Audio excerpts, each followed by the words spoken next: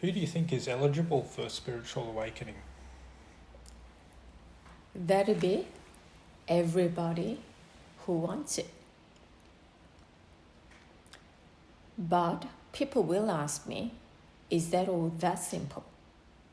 All you need is just wanting it badly enough. Then you get it. In a simple way, yes. But it is not as simple as it seems.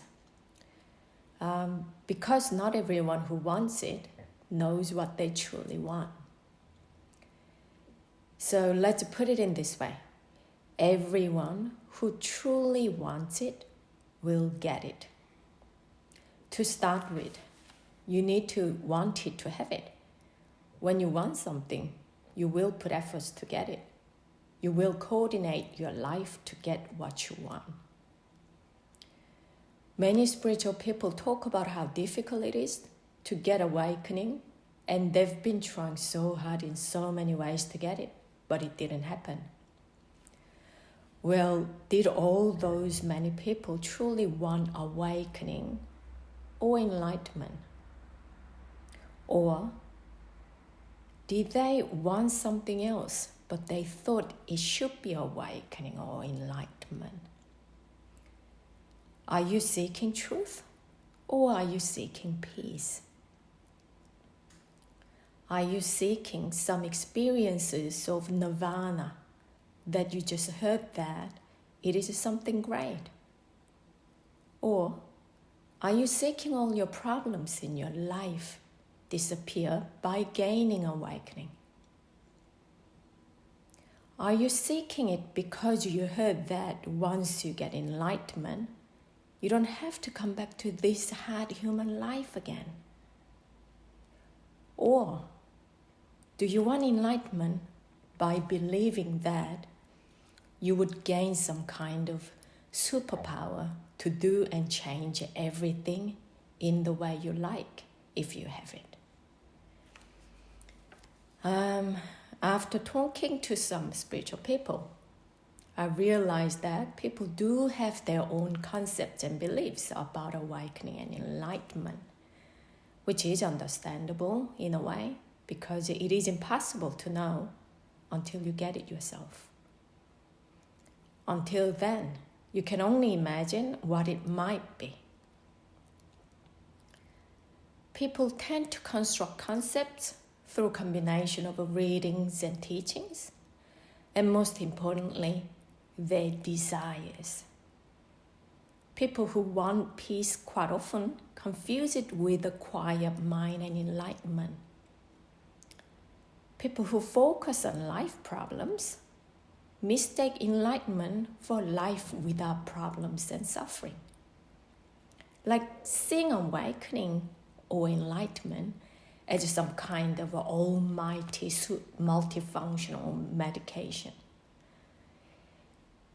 If I was to say to you that there's no guarantee of getting what you desire to happen through enlightenment, would you still want it?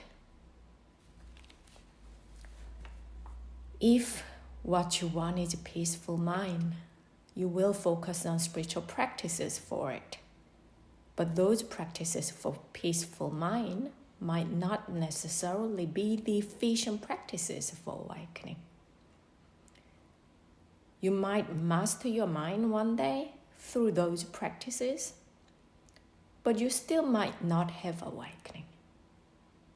Learning to control your mind to be able to be in certain mind states requires your involvement in observing and exploring your own mind world for a long time. That can help in your journey towards awakening and enlightenment. But please don't get confused by thinking that controlling the mind and awakening are the same.